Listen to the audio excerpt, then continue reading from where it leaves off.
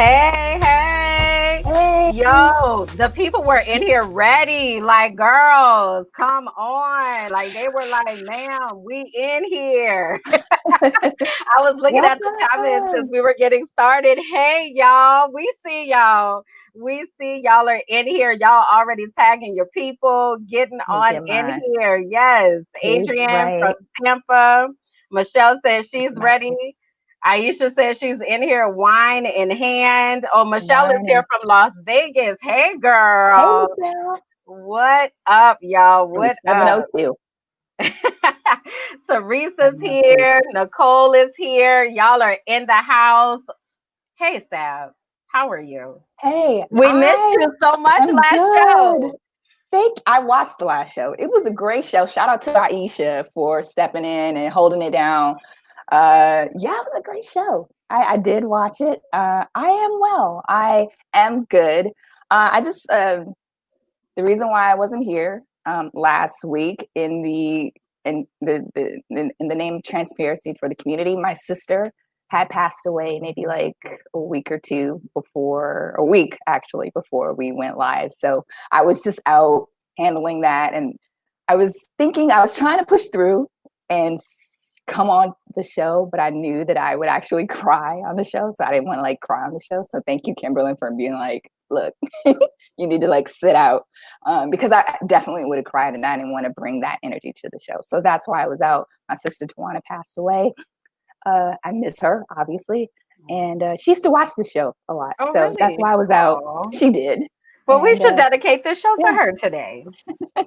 So that's why I was out. I'm laughing out of nervousness as to not cry, but that's why I was out. So thank you Yeah. again, Kimberland, for holding it down. Thank you, Always. Aisha, for holding it down. We appreciate you. I And you appreciate know, you. this is always a safe place, Sab. So, in the event that the spirit moves, let the spirit move. But I channeled you because I felt like I told you what you would have told me, and you would have been like, ma'am, you need to go sit down somewhere and you need to take the time. So I'm glad that you took the time.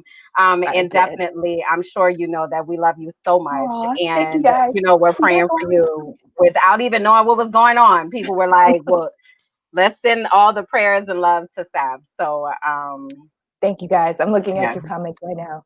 Thank you so much. All right. All right.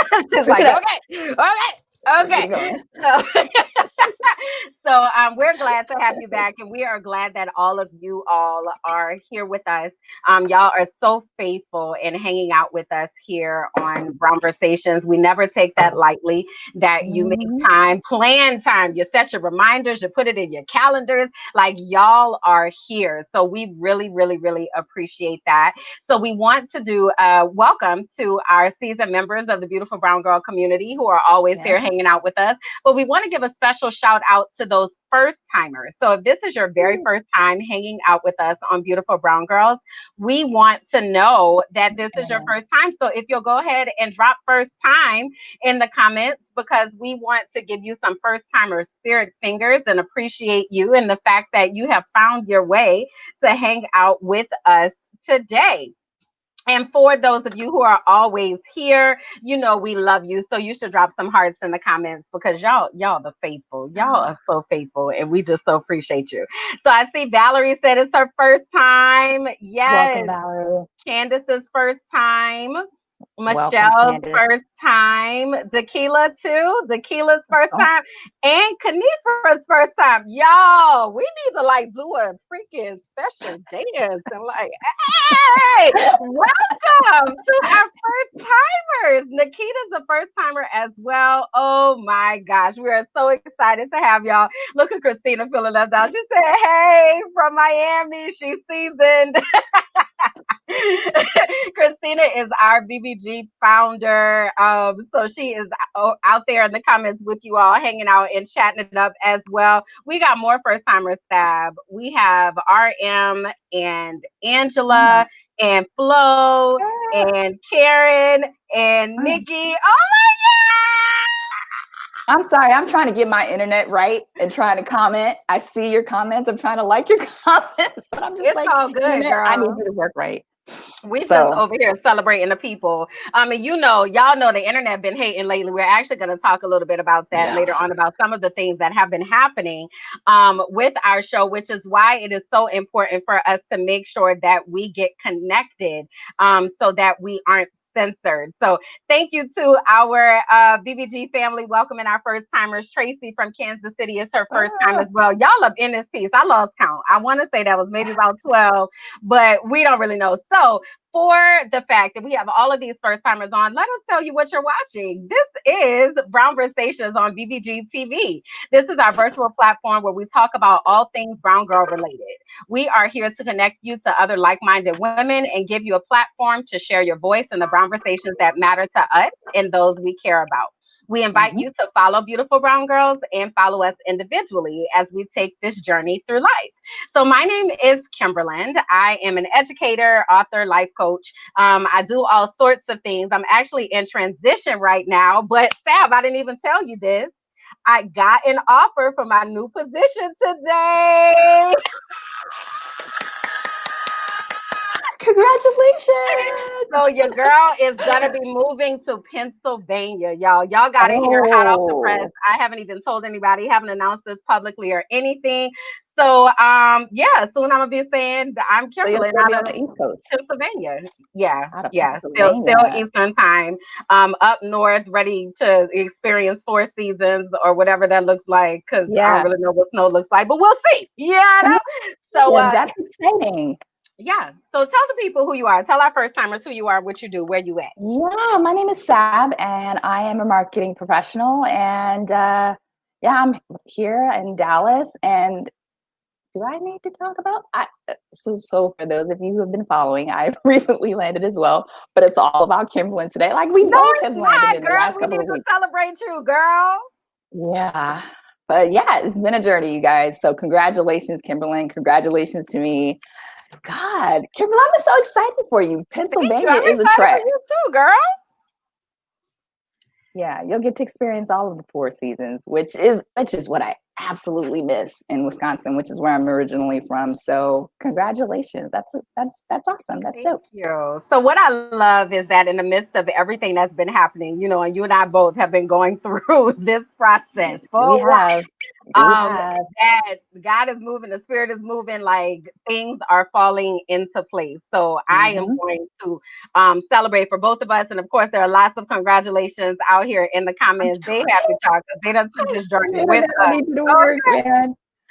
God. All Whew, right. I tell you. It's a lot. I can't So believe you're moving to Pennsylvania. I am, That's girl. have you ever been there? No. What part?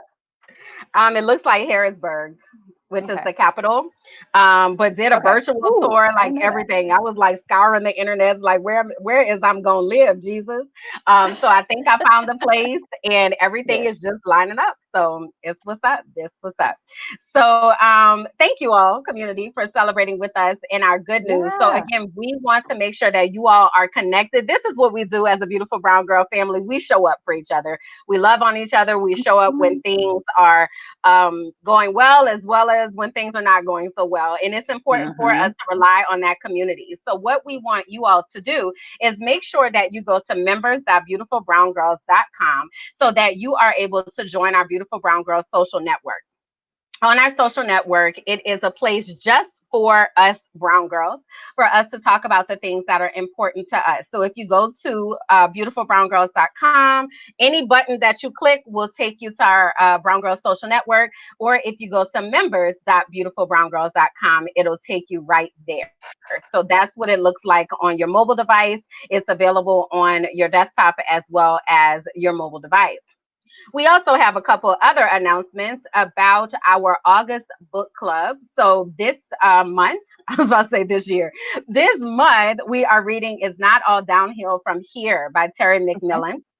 And Okay. you can get more information about the book club and the schedule and the meetups for the book club over on the Brown Girl Social Network. So make sure that you Mm-hmm. join that so you can get that info. We also are having a Beautiful Brown Girls merch sale right now. So this is one of our Merch. shirts Merch. that you can find. That's what you sound trendy and hip, like when you say merch Mm-hmm. sale, like you like the kids. So We're acting like we 60 years I'm young old at or heart, something. girl. So look, I don't know, but these knees be telling a different story. But anyway, I digress. So you can find your beautiful brown girls merch over on our website, and I have one of the shirts on here. This is my favorite one to wear. It says brown girl magic, and it has I a like that hood and all one. types of things. It's my favorite. I wash it every week so I can wear it. Mhm. But it's like my brown girl uniform. So if you go over to beautifulbrowngirls.com and use the promo code BBG member August, you will save 10% on your merchandise. So go ahead. See, some people got their tea. Irma says she got her tea. Yes, yes.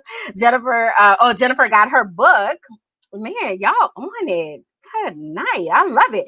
So yeah, y'all gotta get merched up so that y'all can be trendy and in the know and all that kind of stuff with the things that are happening with BBG.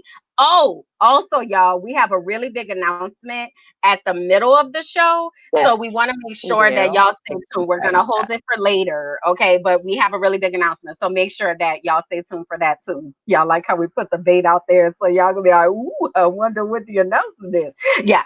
Okay. So, Sab, I'm done with my announcements. You ready to get started? Oh, hell yes. Oh, hell yes. Okay. Netflix. Okay.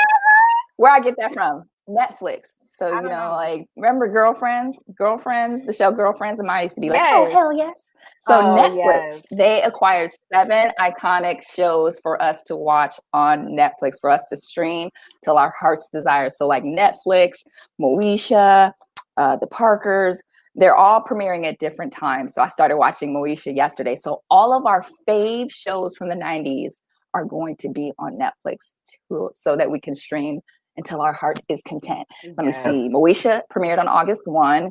The Game is coming August 15th. Sister Sisters, September 1. Girlfriends, September 11th. The Parkers, October 1. Half and Half, October 15th. And One on One, October 15th. So we can stream Nice. all our favorite 90s shows. Like Which one is your favorite? Girlfriends. Definitely Girlfriends. What about Girlfriend? you? I think mine is The Game. The Game. Okay. Mhm. Community, ladies Mhm. Christina says she loved and or Moesha. gentlemen. And Jennifer says she loves Sister Sister. I used to watch them all, but I think if I had to choose a favorite, it would have been The Game. I think. Yeah. I don't know. I got to go back and watch them all so I can remember. But So yeah. much good content. So much good content coming to Netflix.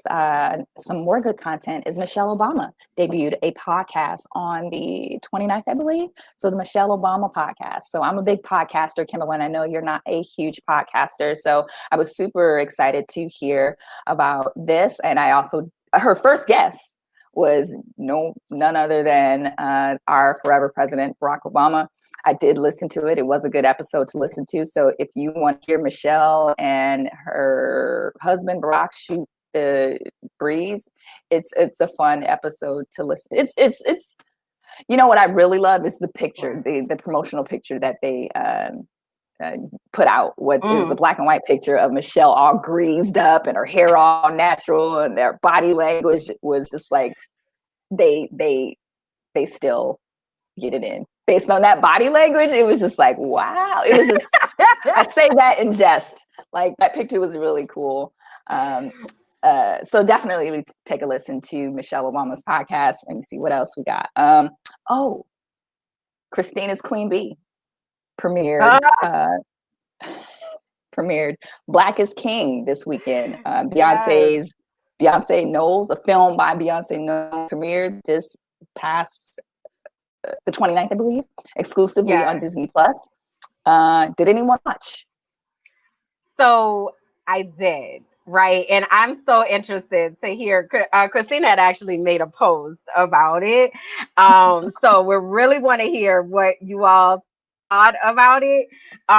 So my first impression, y'all know I love Beyonce, like I really do. But my first impression was like, girl, what is we doing right now? Like I was so confused, right? It didn't help that it was late and Mm-hmm. I did not read up on it first, right? So I was expecting a movie. not a visual album. So then I saw like so Okay. many mixed reviews, and some people were like, "Oh my God, it was so amazing." And I was like, "What did I miss?" Right? Which, granted, I had only watched the first 15 minutes. Mm-hmm. So then I did some reading about Okay. it, and then I was like, okay, I get it. So then I finished watching it and was like, I see what you did here. But it definitely, at first I was like, no ma'am, no ma'am. But then I was like, Maybe okay, I need to ma'am. read what you Maybe I'll read. watch it again. What did you think, Yeah, maybe I Sab? need to watch it again too. I am not that, and I mentioned in the comments, I'm not that pensive enough to really think hard about what each and every scene meant, Mhm. what every outfit meant. The her putting the baby in the casket in the river. Mhm. Like I'm not that. I too thought it was going to be like a movie, but my attention was within the first 10 minutes, and I did. A lot of people love Beyonce, and I saw Mhm. some hoteps online that were like giving our people giving their critique. Beyonce isn't going to make change anything about Beyonce. I'm like, just shut it. Our commentaries Oh. moves the culture. Uh, but yeah, I enjoyed it for what it was. I enjoyed it for Beyonce, but I wasn't like over the moon waiting until 11:59, 12:01 to watch it. Right, right. Yeah. Now, Christina said you need captions, and I definitely can say the captions made a difference for me, especially with some of the songs. So the Okay. songs were off of the Lion King album. So when they did the remake, Yeah. right? A reimagining of Lion King. So, but I'm saying the songs were from the one that she did when she was the voice of Nala, when Yeah. they did that, right? I didn't know that was going to happen either. So then I was like, oh, I remember these songs. But mind you, I'm the type of person where I make up my own lyrics to songs because I don't be knowing what they're saying. So I was just saying whatever I was singing. So when I got the captions, I was like, oh, that's what they were saying. This making sense. So the captions definitely helped a lot. Okay. And it was beautiful. Like, I can definitely say that it was really beautiful. But I think if I would have known at the beginning that it was um a reimagining of the actual Lion King, because at first I was like, why is we sitting up here with clips from the Lion King? This is dumb. Like, I just didn't know what I was watching. um Mhm. so with all of that understanding, it made a whole lot more sense. So I'm gonna say, if y'all didn't watch it, or if you were like blah, go back and watch it again, give it a second try, you know, and just see what happens from there. If anything, just enjoy the music, and Mhm. just let that ride out. But yeah, it was a lot. I heard there are think pieces and all kind of stuff on it, A and lot of think yeah. pieces. Yeah, that's always a lot when you have to do research in order to watch something. But hey, here we are. So check it out, and let us know what you think. Mhm. All right. I'm looking at the comments here. It said, yeah, the narration could go. She said, dog. She said, I don't understand. Like, I'm looking at the comments. I'm looking at the variation of comments. The bigger Hmm. and brown skin girls. Like, I love that song. I love that Yes, brown skin I girl do song. too, Like, I and that feel was like dancing cute. each and every time I hear it. What is her name? Blue Ivy is growing Uh-huh. like a She's weed. so cute. She's so cute in it. So Oh cute. gosh, beautiful little girl. Yeah. Beautiful family. Hmm. So yeah, so I hope that we hope that you enjoyed it. I'll try to watch it again and really take in the captions per Christina and the commentary in the Yeah. in the room. All right, so next we have, speaking of Moesha, Brandy released her first LP in 8 years. I didn't realize it took that long for her to release it. Yeah, I guess, yeah, Brandy. It's Yeah, been a anyway, minute. so yeah, it has. So she calls this her first personal album to date. This is her seventh album. It's called B7, and it's dropped this past Friday, I believe. Yeah, dropped the Um, same day as Black Gifts King. that is the worst day to release any type of new anything against going against Beyonce. Uh, it's I'm just sure like, her junk was already planned though before that. I said junk. I said that you know how to in move. not in She should have seriousness, moved it but because I didn't even know. um yeah, but Brandy fans, like those of us who are Brandy fans, we were like, yes, girl, we here for it. I actually listened to Brandy's album before watching Black is King. Okay. I love if her that voice. says anything. So I'm looking forward to listening to it now that she has a new album out. And then finally, we have Danielle Brooks. We all know Danielle Brooks, right, from Orange is the New Black, Tasty.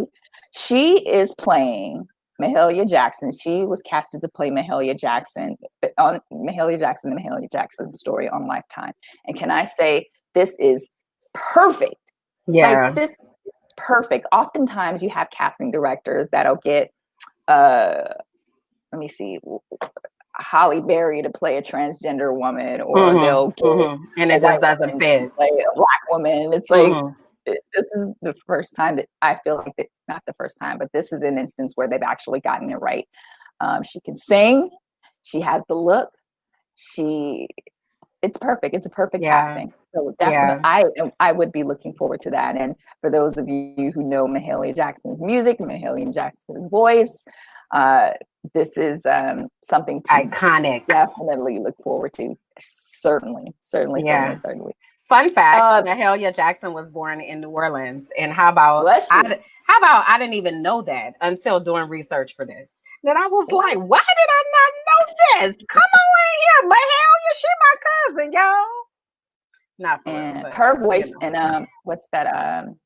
Imitation of Life. I cry every time. So y'all remember? You remember Imitation of Life?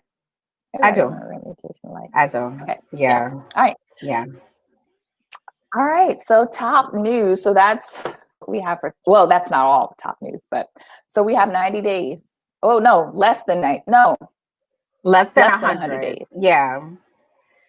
So until with the election. All the things that are happening, I have intentionally been unplugging from the news, but I know there has been a lot that is happening. So we wanted to highlight a few of the things. So first off, Biden is supposed to be announcing his VP pick any day now. I didn't watch the news today. So has anything come out? I'm waiting. We're waiting. Okay, we're still waiting on that. Like it's supposed to be. Yeah, we're waiting.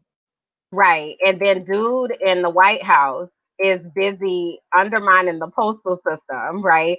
So the latest thing came out about him talking about wanting to delay the election because he's trying to sow all of this discord around mail-in voting, which we know has been safe and secure all this time, but here we are.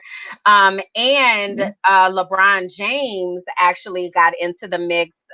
He has been, so Florida had Amendment 4 that was passed this last election, which restored the voting rights to felons.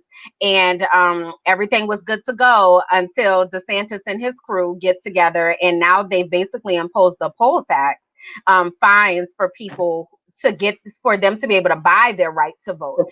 So LeBron has, for felons, specifically for felons. So, okay. Yeah. So LeBron has vowed to pay some of those fines in order to restore those felons their right to vote, because the law passed, like we voted and said, yes, we want this to pass. But they're trying to do everything that they can for it not to. So we really wanted to go ahead. Going to mention the reason why this is so important, just because oftentimes when felons get out of jail, they're immediately disenfranchised because they have all these fees that they have to pay, and the fee and the disenfranchised varies by state to state. So LeBron James is trying to raise $100,000 for this initiative, so because they have fees, they have to pay restitution, and until they pay those fees, they can't vote. So LeBron James' effort is to help remove those fees so that they can be eligible to vote this upcoming election. Continue. So I was just going to say, so what we really want to make sure that we always take the time to mention is that we need to be very intentional with our votes. Make sure that we are planning to vote. So the primaries are happening right now in lots of places. For instance, I know in Florida, early voting started today. A lot of these elections are decided in the primaries. So especially when you're looking at your state house representatives, your local elections, such as your school board, county commissioner,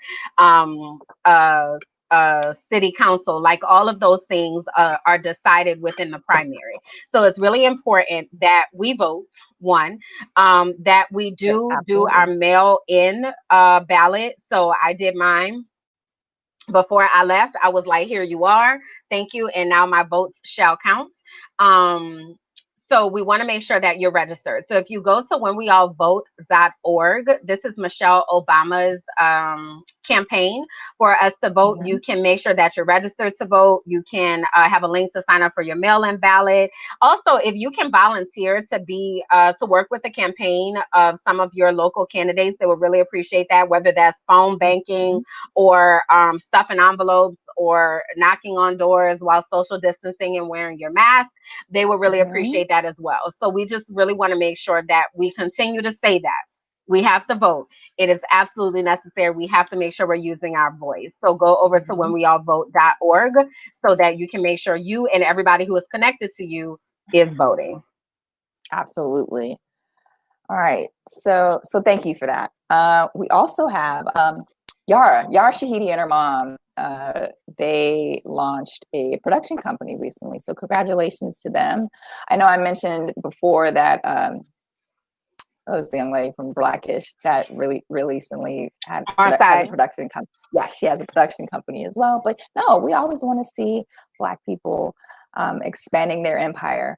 And this is another way to create your own content and expand your empire. So congratulations to them. I'm definitely looking forward to seeing what content they have coming down the pipeline, or production work they have coming down the pipeline. Yeah, that's going to be dope. I think anytime our voices are able to be amplified, Mm-hmm. I'm with it. Yeah, Mm-hmm. no. All right. I just want this to go away, but it's It's not going away not. anytime soon. And we need to stop acting like there's not a pandemic going on. Like I see people planning weddings. I see people planning meetups or get-togethers, and it's just like we're in a pandemic. It blows my mind. So I say that to say we'll continue to say it's still out there. Please continue to wear your mask despite Karen and them not wanting to. Your mask can protect you.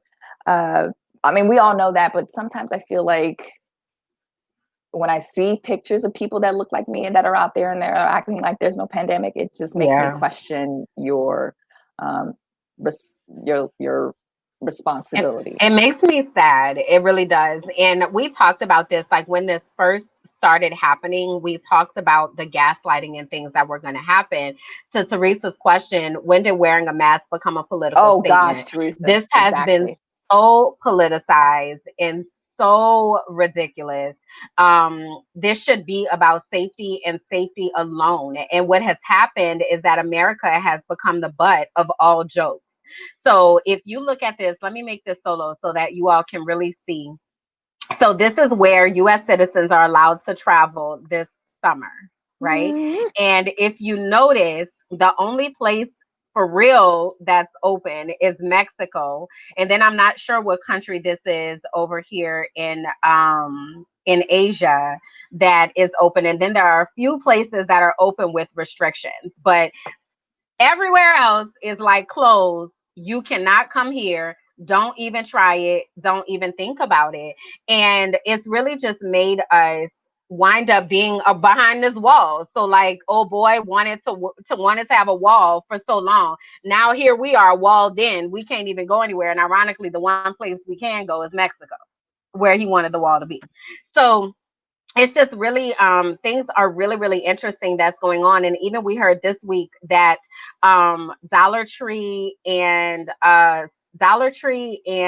Family Dollar Mhm. have said that they aren't going to require masks anymore. And then Mhm. Walmart and CVS, though they have mask orders, they're saying they're not going to enforce them because they don't want to get into battles with customers. Mhm. BJ's has said that they're going to require masks. So it's this big debate about requiring masks versus enforcing wearing the mask. And what does that look like out here in these streets? Um, and it's just really scary. Even we heard this past week, I'm certain you all heard about Herman Cain, who was a former Republican candidate for president. President. Mhm. And he went to the Tulsa rally that they had where there were no masks and no social distancing. And he passed away from COVID-19 just this past week. So, the question is like, is it worth it? You know, when we're going out and trying to get back to this normal that we're never going to attain again, right? What the life, the way that we knew it is no more. And so many of us are grieving that we keep trying to reach back and grab it and be like, no, everything is fine. Everything is not fine. It's not okay. So we just really want us to be very intentional about understanding that the virus is real, understanding it has not gone anywhere. Like, and I know specifically, like, I just left Florida. Florida was the global epicenter, and it's still very closed. New cases every single day, but everybody wants to just be like, oh, it's fine, it's fine. It's not. It's not fine. So please be diligent in making sure that you are wearing your mask, that you are staying home as much as possible, that you are not just out, hanging out like nothing is happening, because it is. So, yeah.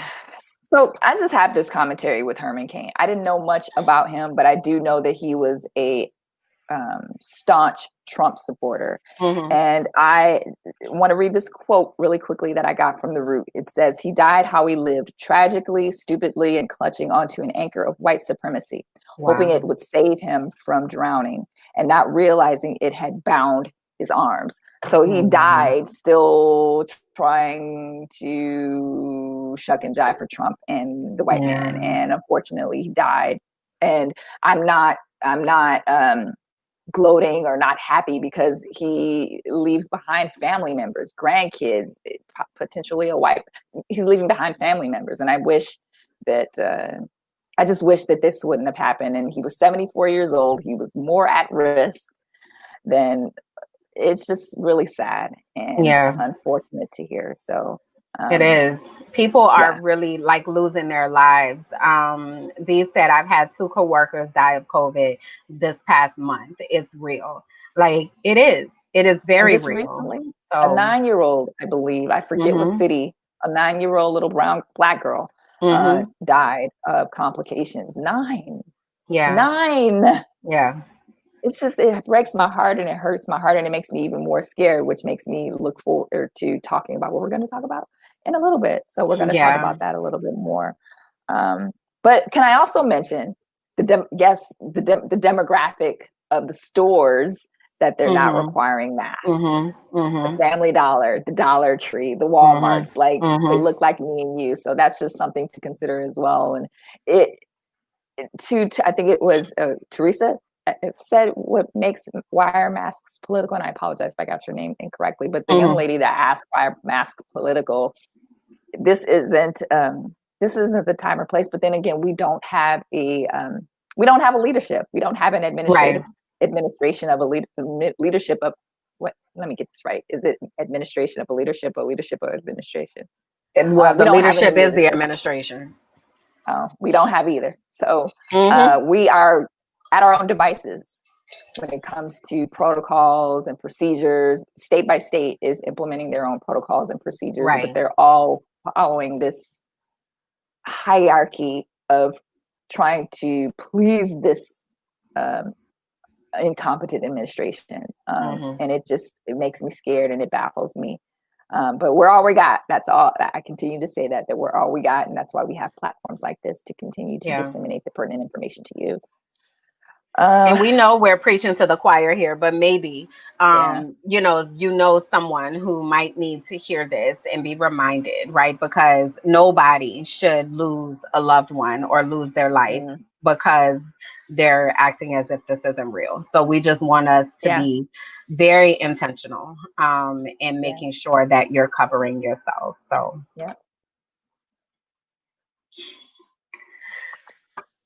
So, Breonna Taylor's on the cover of O magazine, which is a first.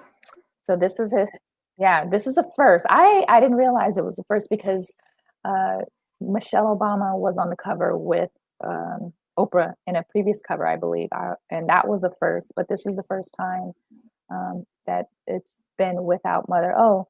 And the person that did it, her name was Alexis Franklin. And this is an illustration, I believe.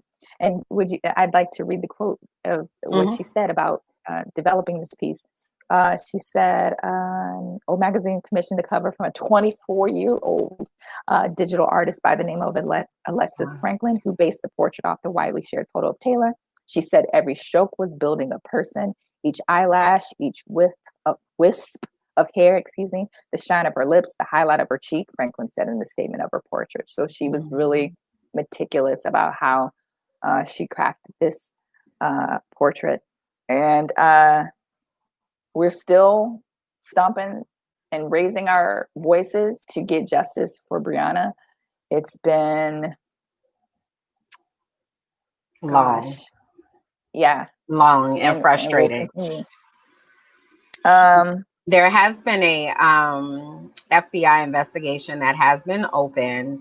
But that was in May, though. I saw the article. I know, but it is open. So I think it's just a matter of continuing to apply the pressure. And one of the ways that people have been trying to do that is with these social media posts. So I don't know if you all have seen these things, like this one says, "Good night, wash your hands, wear a mask, arrest the cops who killed Breonna Taylor." It's beautiful and sunny with a light breeze and a chill, laid back feel that makes it the perfect day to arrest the cops who killed Breonna Taylor. The secret to making shrimp and grits is to start by peeling 2 pounds of shrimp, make a stock with the shrimp shells and a carrot, celery, and onion reduction. Finally, use that delicious stock as the base for your grits and arrest the 3 police who murdered Breonna Taylor. So we ran across this. Someone said, white allies turning Breonna Taylor's murder into a meme under the guise of awareness does not sit right in my spirit. So we wanted to ask you all how you feel about these memes and these videos and these posts that have been going out. Do you feel like it is bringing attention to Breonna Taylor's murder, or do you feel like it's trivializing it and you want it to stop? So yeah, and I thank you for bringing that up. I don't know how to feel about this. I do feel like it is trivializing it in some respects. On the surface, they're joking around and using satire to get our attention, but the reason that they're doing it is so that they can get through, trick the algorithm and get our attention. And I get the initiative, I get the intent, but sometimes when I see it, it feels a little opportunistic, not disingenuous, because it is genuine, but it's like you're making this social media. I'm not sure how to feel about it. I'll be really honest. When I see it, I'm like, it seems like they're commercializing the death of a Black woman. That's what it feels like when I see these posts sometimes. But I get it. I get the intent. It's still keeping her top of mind, which is what it should be doing and what it is doing. But she's going to stay top of mind for us for a long time because we can relate to this. This is our community. But I'm not exactly, I can't put a pin in how I feel about it, but I'm a little, I don't know. What about you, Kimberland? I'm back and forth. So I'm putting the comments up as they roll in. I can see both sides of it. I can see, especially when you talk about that algorithm, right? So what we alluded to earlier is even here with our show, we have been running into algorithm issues and not being able to have ads and things of that nature because they're considering what we're talking about to be political. Well, this is not a political show. We are simply just talking about the things that are happening that just so happen to be in this vein of things that are happening in politics, you know? So I get the trying to go around the algorithm, but I can also see how it can be like a joke, and it's not a joke, and how it can be very disrespectful to her family. But then on the other hand, I say, but she is real to us,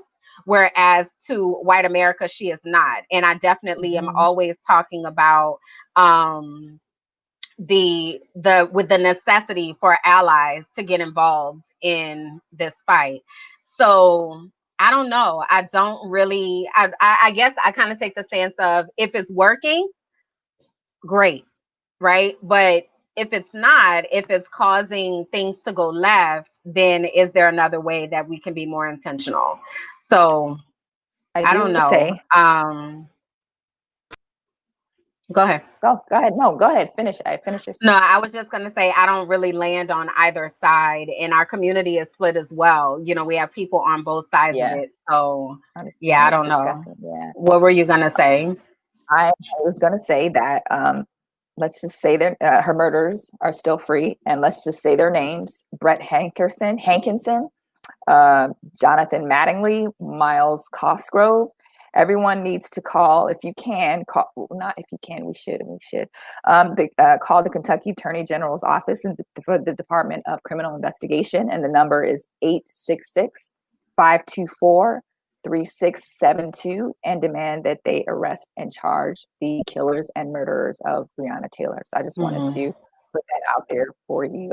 We always want to give a call to action each show when we mention these things. So I just want to put that out there. And I don't last know. show, we've been talking about this every show, but last show we talked about the website forbrianna.com, where you're able to go and schedule an email or schedule a call. So definitely look into that as well, because it kind of takes that burden off of having to remember to do this. So that's forbrianna.com. So along those same lines, we also talked to you all last show about Yandy Smith, Portia, and Tamika Mallory had gotten arrested at a Breonna Taylor protest in Kentucky a few weeks ago.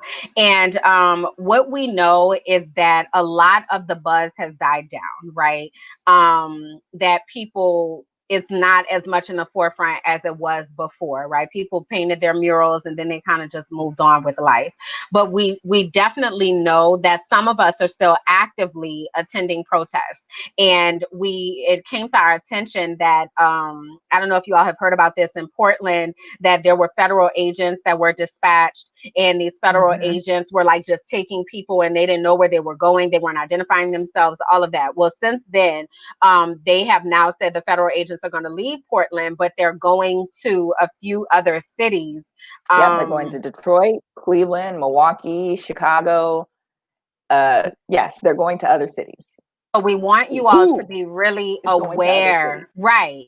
So we want you all to be really aware that things are getting more and more dangerous as time goes on, right? And we wanted to provide you, as Sab said, we love to leave you with information. So we wanted to provide you with some tips if you are going to protest. So I found this graphic here and it gives a few of those tips. So I'll make that solo so that you all can see it, but I did want to highlight a couple things. One of them is make sure that somebody knows where you are. So somebody that is not going to be at the protest, that they know where you are, what time you need to have check-in times, that you're going to let them know if you don't hear from me by such and such a time that, we need to start making phone calls or what have you. Make sure that you're planning your exit. So you should be parked strategically.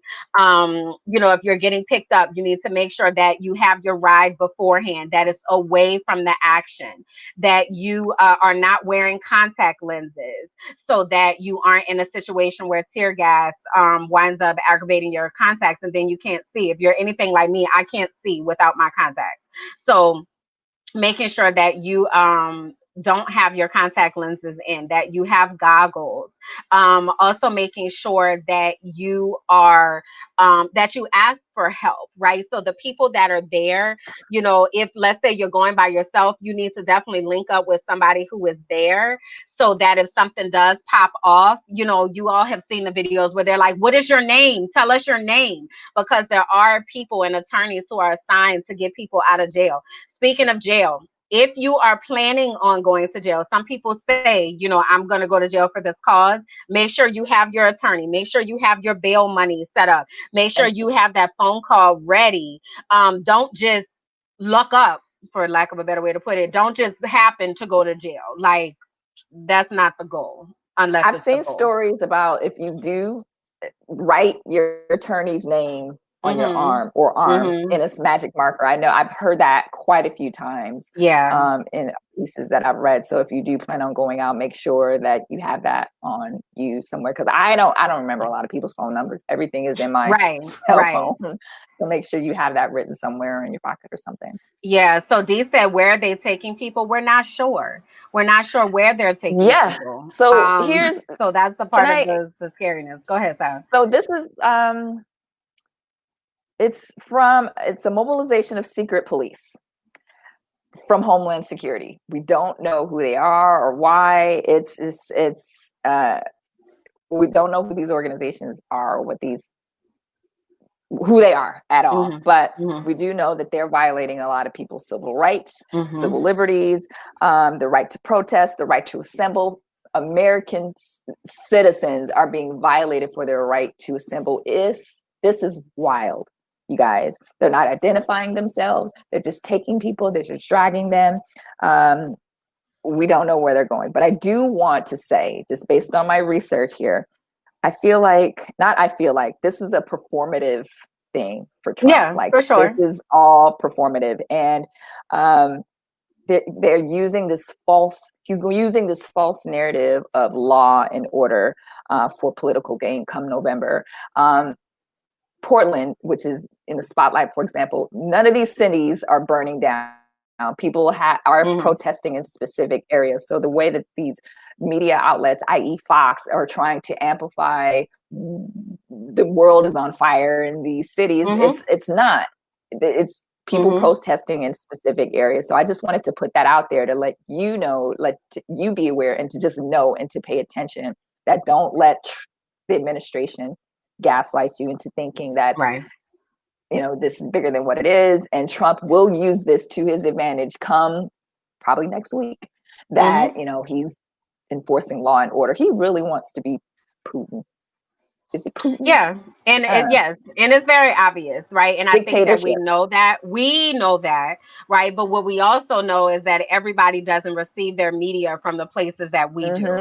So I actually just finished writing a course called Disrupting Systemic Racism in our classrooms, and one of the sections that we do is we analyze your media sources and where do they fall on the right, on the left, or as far as factuality. So it's a lot that's going on. And yes, to Tansy's point, law and order is something that has been used time and time again. It's a dog whistle, right? It's a dog whistle for the base. So we know that, but the fact is that there are people who are taking that bait who don't look like us, that are putting us in danger. So it's important for us to be aware of the message that the other side is receiving, so that we are able to really prepare ourselves and make sure that we're keeping ourselves safe. Now, I haven't said all of this. They're probably going to try to censor this one too, because they're going to say we're talking politics. But nonetheless, it's important for us to get that out. So shout out to the community. A lot of you all are putting in different resources and different tips for people who are wanting to continue to fight and actually be on the front lines of the protest. For those of you that might not be your calling, links have been dropped into the comments where you can click the link and take action as far as Breonna Taylor. Again, that website for Breonna.com is a resource. So definitely comb the comments, because there were lots that were coming in. So we want to take a pause. Oh shoot, I wasn't supposed to reveal it. We want to take a pause. I didn't realize. I thought I had a spacer, because we have a big announcement. Okay, so we promised you all that we would have this big announcement at the middle of the show. We do. And we want to take an opportunity to do that. So before we do that, again, we've seen a few new people have come on, so we want to reintroduce ourselves. My name is Kimberland, and I am one of your hosts here on Brown Conversations. In my other life, I do things like I'm an educational consultant, and I'm a life coach, and I am an actor and a talk show host and an author and a blogger, and I just do all these things, right? So definitely happy to be here. So Sab, you want to tell them a little bit about you before we make our announcement? Yes, my name is Sab. I am hailing out of Dallas, and I am a strategic marketing professional. You can check me out on the Bet on a Black Woman podcast. And yeah, that's me. That's Sab. So now we need a drum roll. That was an air drum roll. Y'all, we have a new show situation programming coming out. Yay, I'm excited about this. That is I'm so really funny. excited about this. So we have some new programming coming out. It's called Hey Beautiful. And Hey Beautiful is our monthly virtual chat room check-in with beautiful brown girl friends locally. So the way that this is going to work is that, we're used to doing brunches, y'all. We started out as an in-person brunch chapter, and brunch was our jam. We was hitting the brunch and the mimosas and the combo, and it was great. And then COVID.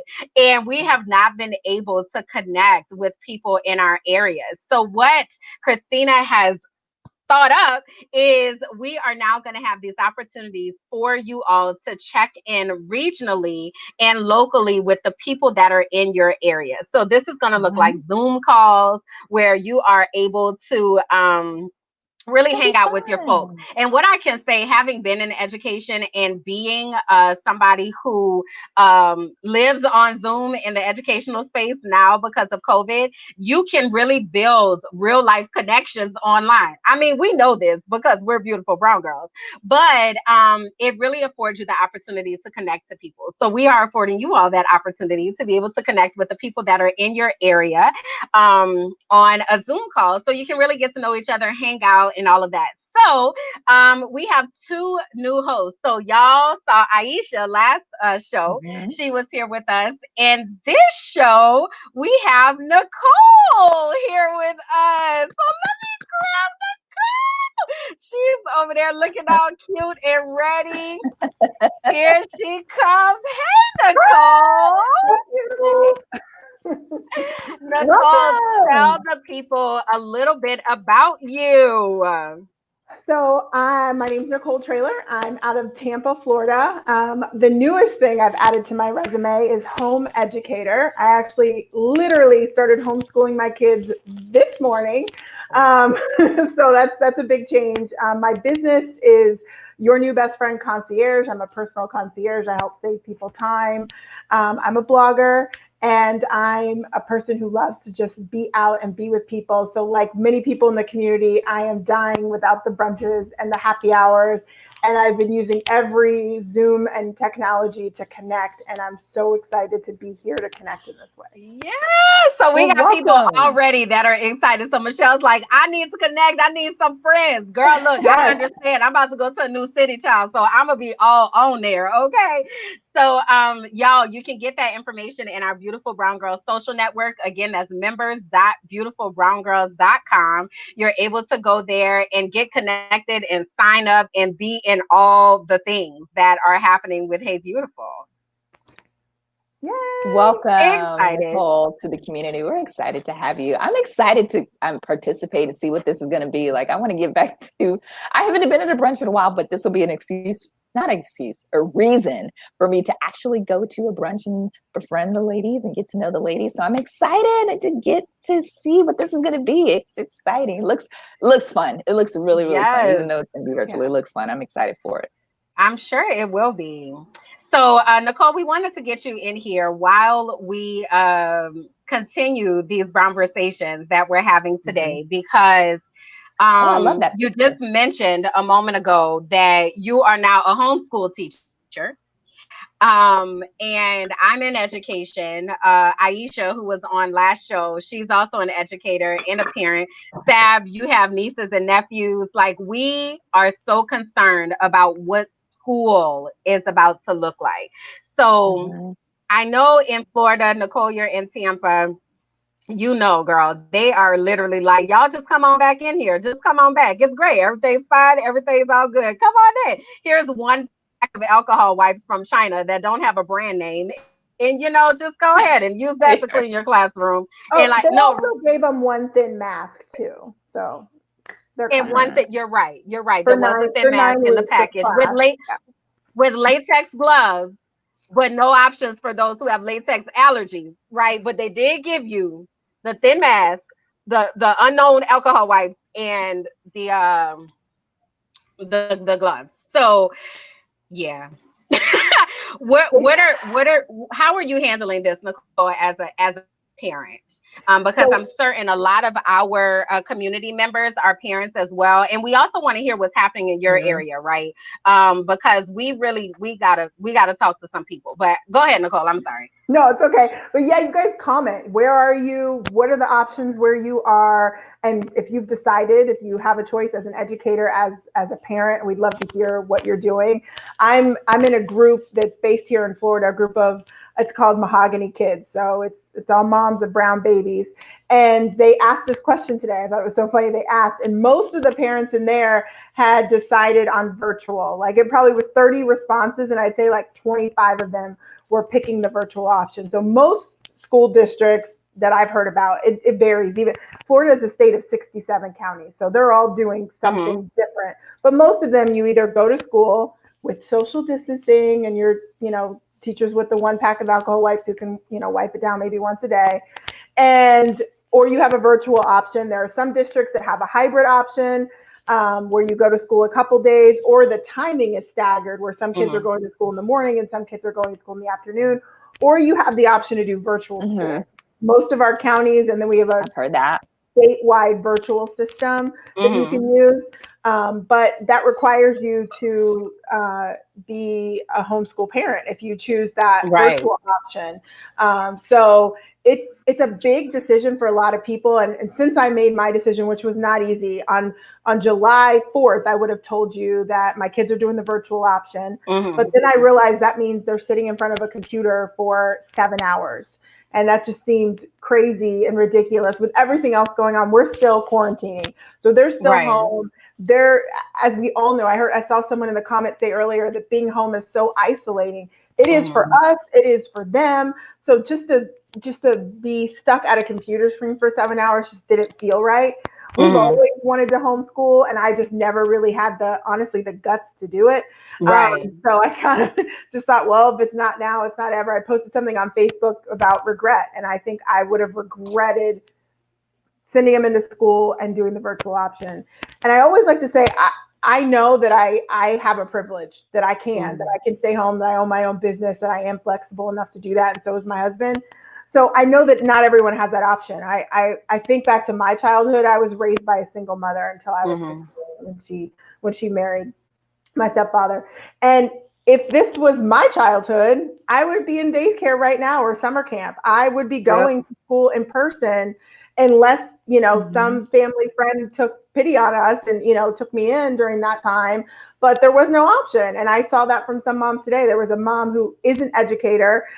She works at a charter school, and she doesn't feel safe with the options that, as they presented things to her.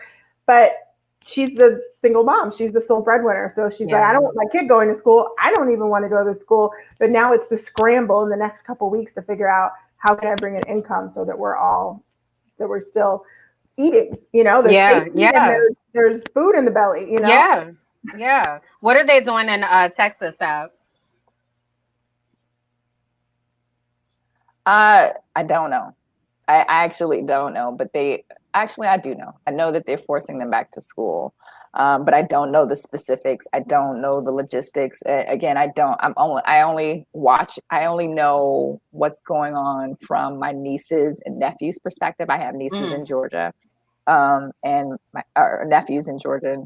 But so I'm like asking them and inquiring about with them, like, what are you planning on doing? And they're still trying to figure out what it is that they're going to do.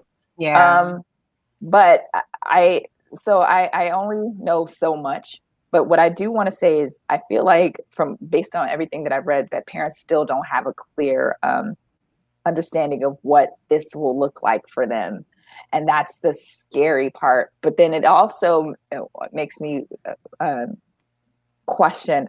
So like I hate that parents have to take this proactive approach to their kids' education. But I also think about the teachers, the 65 plus teachers that have to go back. They're essentially being forced back.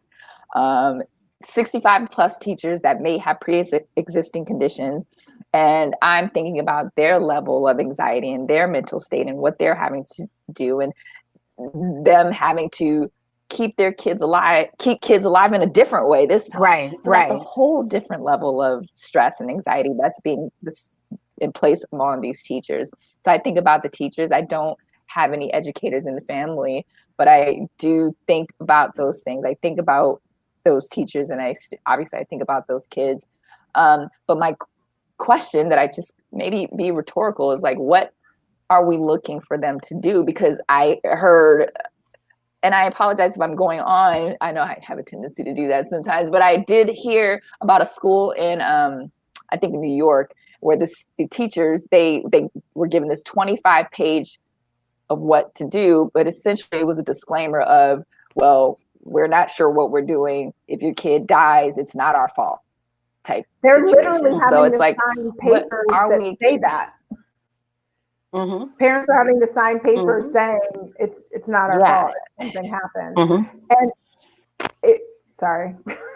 Crazy. No, you're fine. Like I know it's apologize. This is what this segment is yeah, about. this is a definite hot button topic. Insert and your opinion. We wanted to make sure, that we brought this to the forefront because it affects literally almost every one of us. If not directly, we know somebody who has a child, or we know somebody that is an educator. So it's unfathomable, what we're thinking about. And being in education, you are right. They are asking parents to sign waivers. They're asking teachers to sign waivers to say if they get sick, that it's not going to be their fault. They're also, as teachers, we ask questions like, so if somebody gets sick in my classroom, what liability do I have?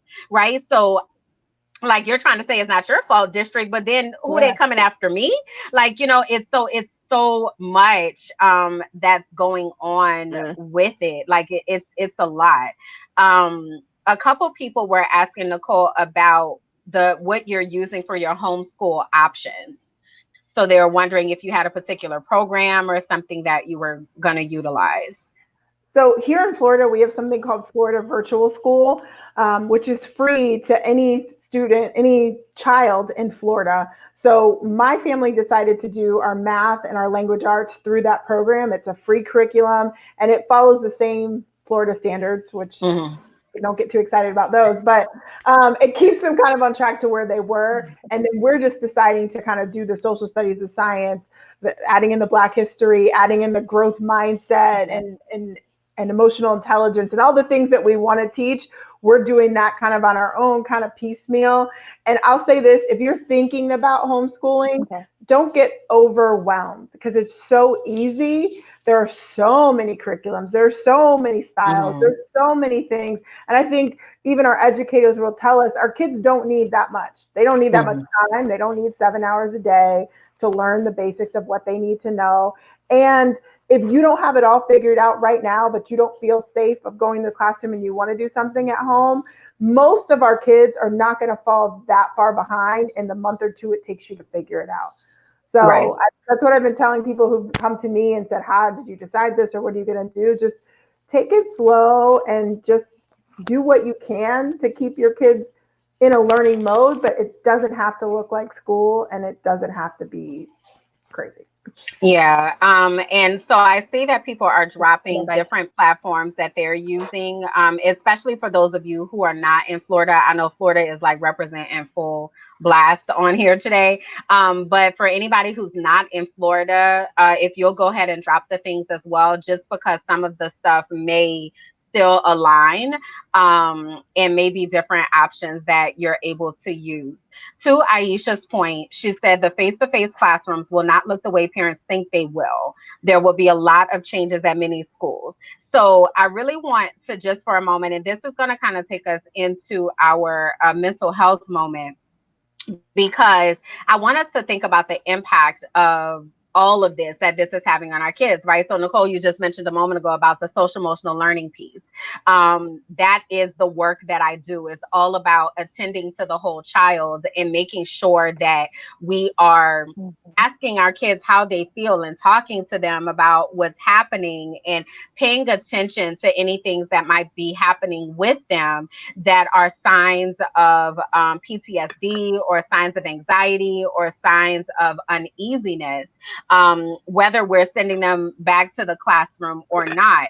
So this picture that we have up here of this little girl looking at a playground, just thinking about playgrounds and recess, no, that's not going to look how it's looked before. Like, that's not going to be a thing. We can't share balls. We can't, slide down the slides and get on the swings. And, so things are just very, very, very different.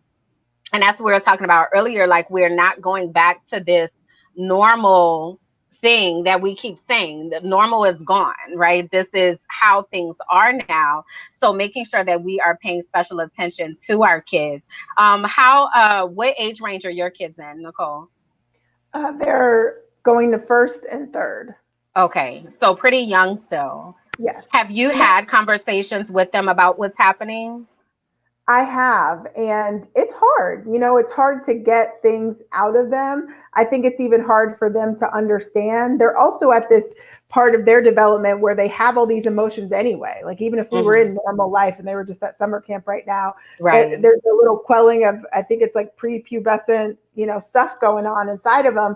So trying to get them to express that is really hard, and I can't even say that I've figured it out. I think the great outdoors are amazing for all of us, children included. There's a reason the baby stops crying when we walk outside. It happens to us too. We're just not crying. So that's always my go-to. Like, last Wednesday was not a great day in my house. Thursday we went outside and went to a garden, and we went to look at the BLM mural in our neighboring city, and we just got outside because we needed a change of scenery. Yeah. And you bring up a good point, because go ahead, Sab. No, go ahead. No, it's fine. Go ahead. Go ahead. I was going to mention that I did see, and I'm not sure where I got this, but I did see that they are giving some counties or some schools some options. And I don't know if I talked to you about this, Kimberland, where they're allowing students to go to school at this time of the day, and then a certain segment at night. And I almost want to ask the question of, do you as parents and educators have an idea of how it should be done? Or are you looking to the schools to come up with a comprehensive plan? Or are you just looking for them to say, look, this isn't going to work, we need to stay home? Because we heard about recently the campers that all went out this weekend. I don't know if it was this weekend. 260 campers tested positive for COVID-19. And then the school in Indiana recently, they couldn't even get past the first day. The students out. One student had COVID and they shut it all down. Grand opening, grand closing. So I'm wondering, are we looking at administration to come with? The CDC did come out with guidelines. I mean, they're crazy and they're long, and it's a lot, and it's expensive, but that's the safe way to open a school. So my personal belief is, if you can't do that, then you can't open a school. So that does mean most schools can't open, because it's just not possible with timing and resources and whatever. But that they mapped it out. There is a safe way to open schools. Most of our schools just can't do that. Okay. Yeah. And I would say, to your question, because I feel like that is the question that people like, so what do y'all want? We want to be safe and we want to live. So I don't think it's fair for us to put the burden on educators to be the sacrificial lambs for reopening the country. I don't think it right to make our children guinea pigs to see whether they really do carry the virus or not. So let's see how many people we lose. Like, that is just not okay, and it's not safe. So what we want is to be safe. Many educators recognize that the best way to educate kids is in a classroom, right? We did not sign up to be virtual teachers. When I went into teaching, I didn't sign up to teach virtually. But my top priority is making sure that my kids are safe. So if that means that I have to transition into virtual and I got to call you every day and we got to talk this through on the internet, well, that's what I'm going to do, because I need to make sure you're safe. I'm not going to ask, as Andrea just said, they can't even keep the bathrooms clean. Like, the schools are a hot mess. And why are you sitting here acting like you're about to keep everything clean? Like, shut up. And then the virus is airborne. So you cleaning surfaces is not doing anything for the person that just sneezed and the kid that just took their mask off to say what they had to say. And you like, it's a lot. So what do we want? We want to be safe. And I know all of this is really causing a lot of anxiety. So the mental health moment that we have for today is really about how do we deal with this anxiety, right? And I've been very transparent on the show before of telling you all, like, all of this has caused the most anxiety in me, and I didn't even realize that that was a thing for me. I had never dealt with it before, but now I recognize when it's happening. So we wanted to give you all some takeaway tips as well as understandings for how you know that you might have anxiety and it may be time to go and talk to somebody or try to figure out what else is going on. So as we're going through these, I want you to drop in the comments the numbers that you feel like you may have dealt with. Um, and we can share ours as well. So these are 10 hidden behaviors of someone with anxiety. So I'll make this solo so everybody can see. So the first is leaving messages unread for days, biting your nails till they bleed, picking off your skin to cope, shaming yourself for having an outburst at something you know doesn't warrant that reaction, double checking things that have already been confirmed for reassurance, such as what time you're meeting. Have you all found yourself doing any of these? Oh, the messages thing. I barely have the energy to respond. I had a friend leave me a message yesterday, a voice Hmm. message on WhatsApp, and I heard it and I was like, oh, I want to say things, but I can't even, let me just finish getting these kids to bed, you know? Yeah, And then it was like, now I just want to lay down and do nothing. And now I'm homeschooling. And right. And here we it was are. like 24 hours later, I'm like, I'm so sorry. I love you too. Yeah. What about you, Sal? I have not, fortunately. It's something Good. else. Maybe no, Maybe I on the have not. next list. Maybe on the next list. So I think for me, mine is the leaving Yeah. messages as well as the double checking of things. So I'll check my alarm like 3 or 4 times, even though I know I already set it, but I'll check it again just to make sure, like, did I turn it on? I want to make sure I turned it on. Did I just set the timer? Did I turn it on? Mhm. And the messages, I definitely am like, I can't even do this right now. Like, just today, I found a message from Thursday Mhm. that I had every intention of responding to, but I didn't because I was just like, I can't do it right now. So I didn't. So let's look at the next one. So the next one says overthinking the little things, such as what groceries to get, putting off a chore, such as washing the dishes, letting it build up and continuing to not address it because you're too overwhelmed, or criticizing yourself for knowing a worry is irrational, but still letting it control your decisions. Which of these? For me, it's overthinking. And now, mind you, during all this, I decided to homeschool and I had to research all that and think about it. But it was, and it's not on here, but I think it's the same kind of thing as trying to make anything that I feel like I have control over, just trying to make it perfect. Like everything else Mm-hmm. is so, can we curse on it? So messed up that you're like, Mhm.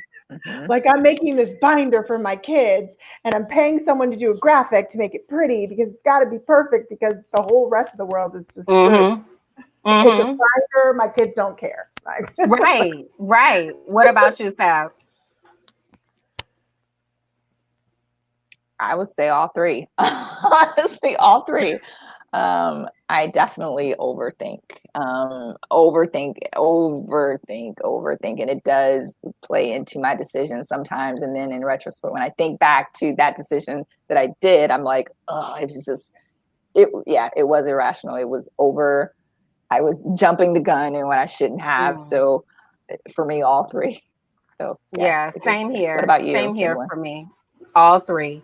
Definitely, I call it, I actually was talking to my therapist earlier today and I was telling her I overthink so much that I just become paralyzed and I can't do anything.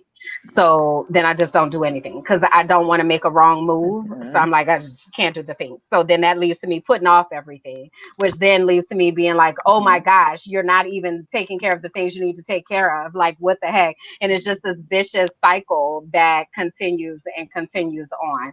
So let's get these last few.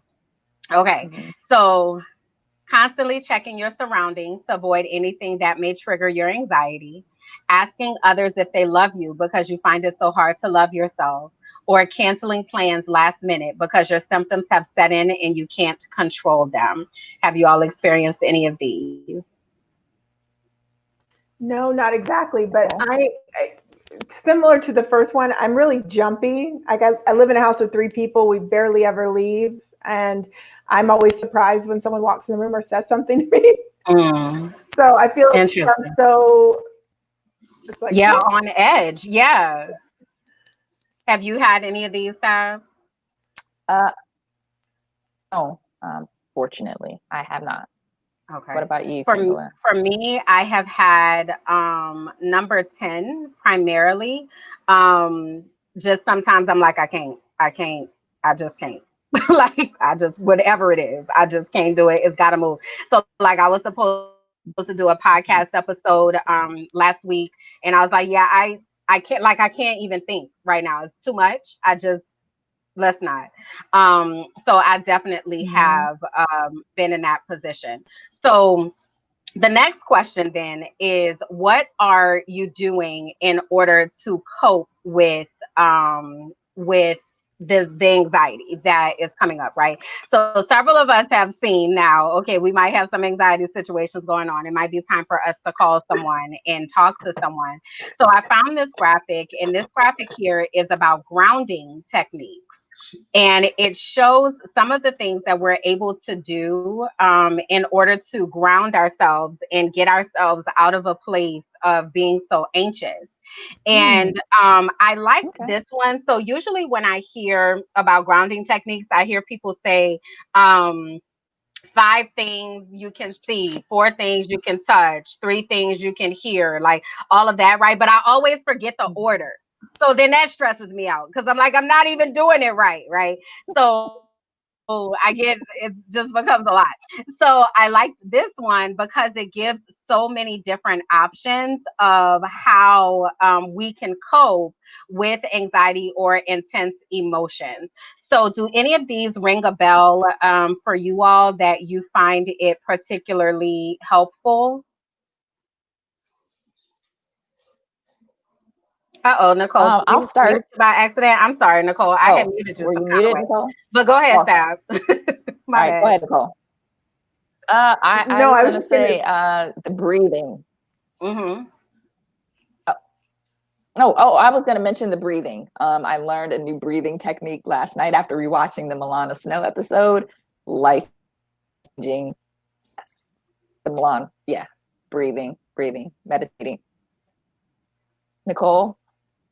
yeah, definitely breathing. And the other one, the five senses, Oh, she's I still. like, can you hear me? I Mm-hmm. like to put on something really comfortable. I have a couple new comfy PJ loungewear situations, and that just makes me feel like all is well. I'm comfortable. Mm-hmm. So that helps. I think I have a tendency I know you to. mentioned yesterday on the call music. Did I mention You music? mentioned yesterday that you had some music. Do you have a soundtrack? You said you had some calming music that your husband heard, and he came in the room and you said he Oh, was yes. wondering Oh, what you that So did. was. So you have a calming music soundtrack that you use? I mean, you could just look on YouTube. It was just something on YouTube, but it was ocean sounds. It was like 8 hours of ocean sounds. You could have just let it play forever, but it was just so this. Even if you can't go in nature, at least get the Mm-hmm. visual and the sound of it. That definitely helps, along with meditation and just taking a minute to be quiet, whether it's some guided thing or it's just quietly breathing. That's Mm-hmm. meditating, Mm-hmm. even if it's just 30 seconds of deep breath. Mm-hmm. And that's what I was gonna say that Yeah. And Kimberly? I have tended to combine nature with the breathing. So my therapist, we were just talking about vibrations And I was telling her that when I was in Jamaica, that we had gone to a farm to table place, and I could tell the food that I ate made me feel different. And she's like, yeah, because it had high vibrations. So she was like, I want you to do some research on vibrations and grounding as far as like walking on the ground. She's like, there are reasons why people hug trees. They have vibrations, right? So I was like, oh, so she even sent me this YouTube video with, it's like a grounding movie, and it talks about all of that stuff, right? So that in combination, y'all, if y'all did not see Brown Girl Boss on Wednesday with Milana Snow, like Sab just talked about it, y'all, in 10 minutes, she had us do a breath work exercise, and that thing, like, you talking about healing, like Milana is an energy healer, and I felt different, like in real life, after going through that exercise. So even if you do nothing more than play that every day, like it, oh my gosh, it made such a big difference. So that intentional breathing plus meditation is so powerful. So if you find that you're experiencing any of these types of anxiety symptoms, tap in, and at the very least, go watch that episode and see what else you may have been suppressing that is continuing to add to the anxiety that you might be feeling. So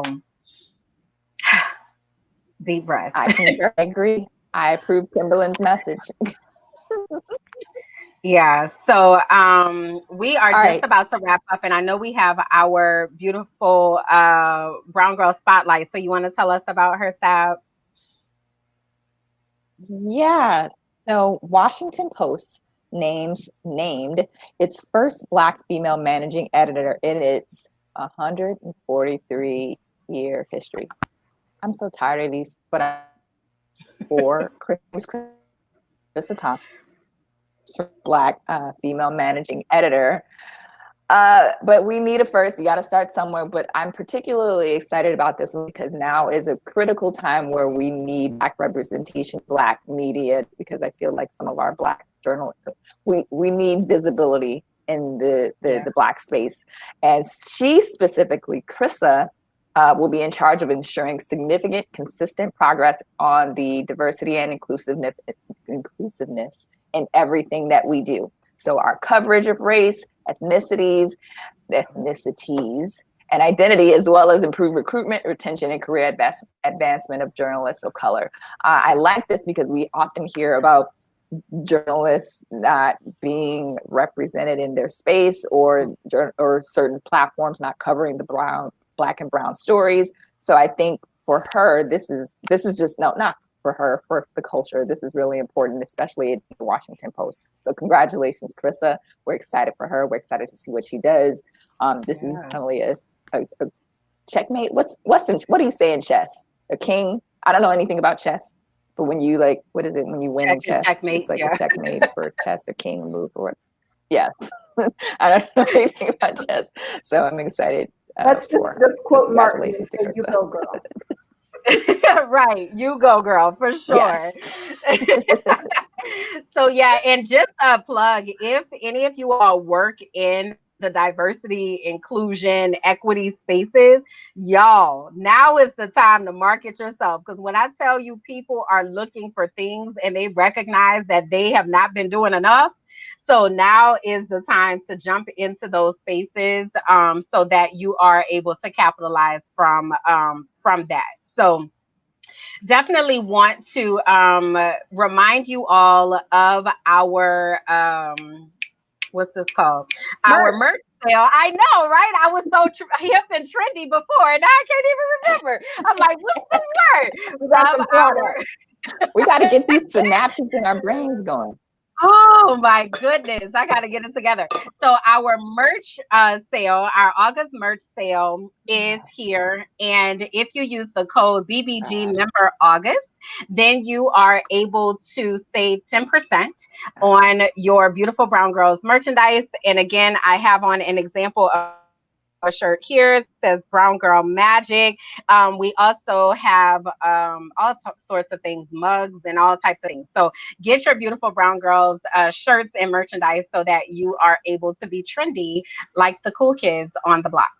So we also want to make sure that you are connected to Beautiful Brown Girls by all of our social media outlets and all of our things. Okay, so we want you to make sure that you go to beautifulbrowngirls.com, and there you will be able to click any button that should take you to our Beautiful Brown Girls social network.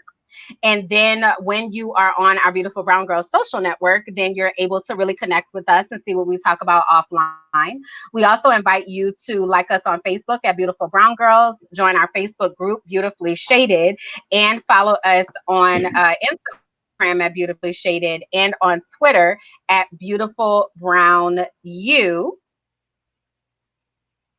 Okay, oh, hold on, navigating a lot here, y'all. All right. And then we again members.beautifulbrowngirls.com. That's where our Beautiful Brown Girls social network is. That's where you can get the information about our book club that's coming up. That's where you can get the information about the new programming, Hey Beautiful, that Nicole and Aisha are going to be doing. So you can get all of that information over there. So again, this is what it looks like on your desktop, and this is what it looks like on your mobile device. So that gives you the opportunity to be able to connect to us. So having said all of that, Nicole, tell the people where they are able to find you again and how they can connect with you. It's from Nicole on every platform, Instagram, Twitter, which I don't actually tweet, Facebook. And I have a blog called It's From Nicole as well. Where can they find you, ma'am? Please support me by checking on my podcast for Bet on a Black Woman. A new podcast dropped today. You can also reach me on here on Facebook if you want to connect with me here, and my website at sabjackson.com. And I tweet, so you can, my handle is right below. You can see there, below there at Sab1908. So I definitely always tweet there. And that's where you can reach me. Nice. And you can Kimberland's. Find me over on Instagram and Twitter at Kimberland J. You can find me on Facebook at Kimberland Jackson, or my website, kimberlandjackson.com. So hopefully we will see you all connecting with us. Beautiful Brown Girls is really expanding. We are so excited again for those of you who have joined us for the very first time today. Now we need you to make sure that you share the broadcast, tell all of your people about it, and that y'all come back, because our next Brown Girl Boss, so we have this show every other Monday. Then on every other Wednesday, we have Brown Girl Boss. And our next Brown Girl Boss show is going to be with a financial planner. So she is going to be there talking to us about all of the things. Her name is Kara Stevens. And she's going to be talking to us about our finances. She might even have some hacks for how we can beat these student loans. I hear she's an expert in that. So y'all want to be there. Okay, so that is on Wednesday the 12th. And then we'll be with our next episode of Brown Conversations here on the 17th at 8 p.m. So having said all that, we thank y'all again for always hanging and rocking with us. And we're going to jam our way on out of here. Bye, y'all. Bye, ladies. Of course.